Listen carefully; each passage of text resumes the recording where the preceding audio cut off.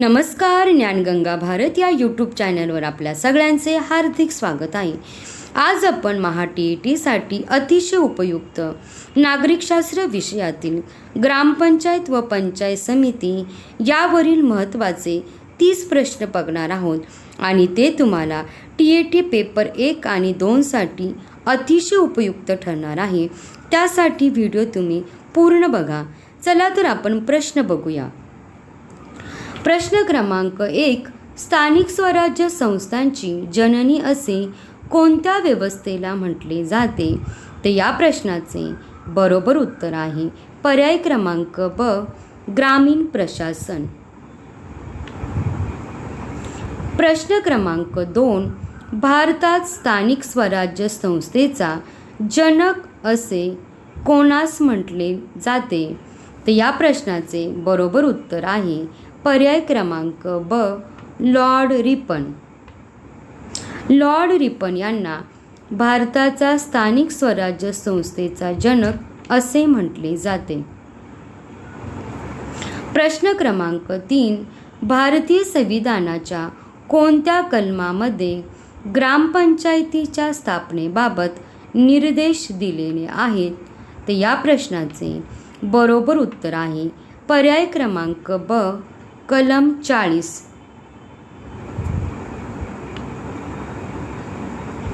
प्रश्न क्रमांक 4. बलवंतराय मेहता समितीने ग्रामीण प्रशासनासाठी किती स्तरीय व्यवस्थेची शिफारस केली होती? तर या प्रश्नाचे बरोबर उत्तर आहे पर्याय क्रमांक ब. 3 स्तरीय.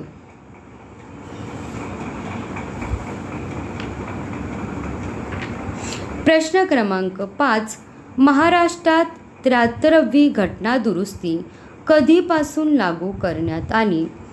तर या प्रश्नाचे बरोबर उत्तर आहे पर्याय क्रमांक क.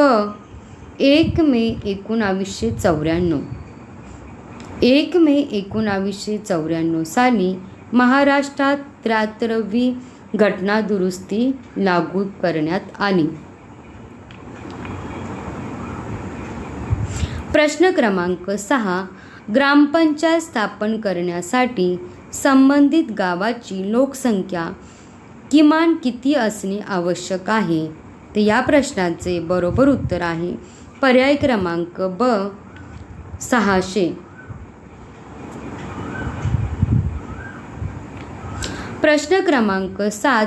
डोंगराळ किंवा आदिवासी भागात किती लोकसंख्येसाठी स्वतंत्र ग्रामपंचायत स्थापन करता येते?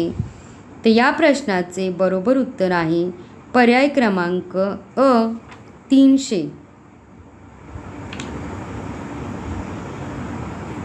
प्रश्न क्रमांक 8. ग्रामपंचायतीच्या सदस्यांची एकूण संख्या किमान आणि कमाल किती असू शकते? तर या प्रश्नाचे बरोबर उत्तर आहे पर्याय क्रमांक ब. 7 ते 17.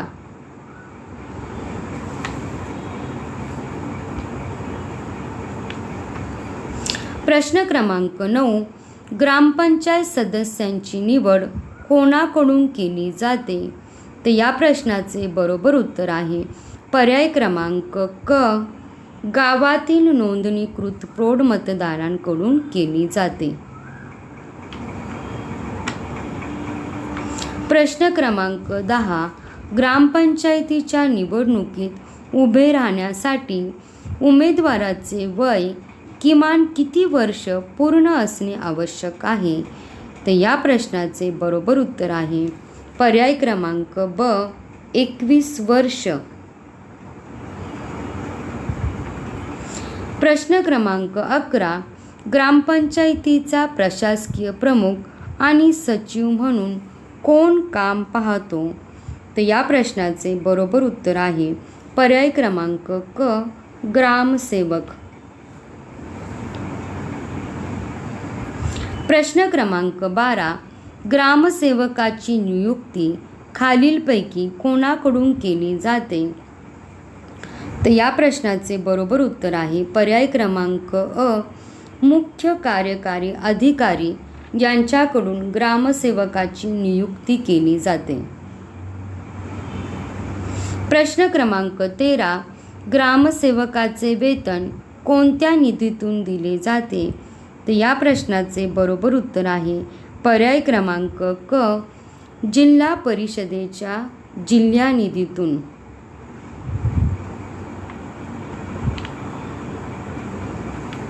प्रश्न क्रमांक 14, आर्थिक वर्षात ग्रामसभेच्या किमान किती बैठका होणे कायदेशीररित्या बंधनकारक आहे? तर या प्रश्नाचे बरोबर उत्तर आहे पर्याय क्रमांक ब, 4 बैठका. आर्थिक वर्षात ग्रामसभेच्या किमान 4 बैठका होणे कायदेशीररित्या बंधनकारक आहे. प्रश्न क्रमांक 15, ग्रामपंचायतीचे वार्षिक अंदाजपत्रक मंजूर करण्याचा अंतिम अधिकार कोणाला आहे? तर या प्रश्नाचे बरोबर उत्तर आहे पर्याय क्रमांक ब, पंचायत समिती. प्रश्न क्रमांक 16, सरपंच किंवा उपसरपंचांना आपल्या पदाचा राजीनामा द्यायचा असल्यास तो कोणाकडे सादर करावा लागतो? तर या प्रश्नाचे बरोबर उत्तर आहे पर्याय क्रमांक ब, तहसीलदार. प्रश्न क्रमांक 17, ग्रामपंचायतीवर प्रशासकीय नियंत्रण ठेवण्याचे अधिकार खालीलपैकी कोणाला आहेत? तर या प्रश्नाचे बरोबर उत्तर आहे पर्याय क्रमांक अ, पंचायत समिती आणि जिल्हा परिषद.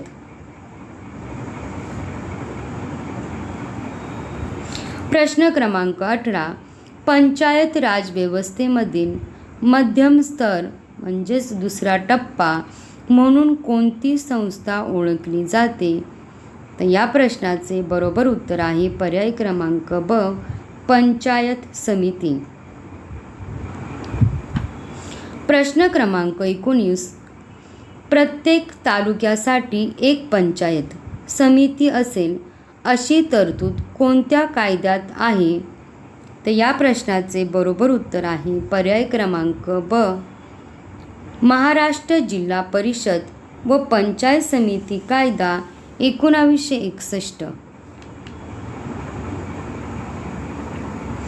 प्रश्न क्रमांक 20, पंचायत समितीचा पदसिद्ध सचिव कोण असतो?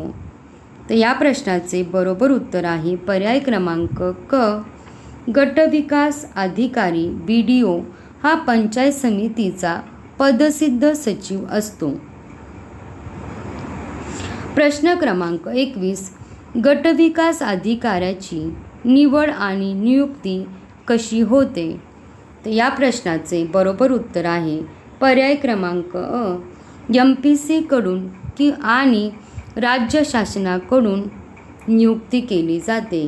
गटविकास अधिकाऱ्याची निवड MPSC कडून निवड केली जाते आणि राज्य शासनाकडून नियुक्ती केली जाते.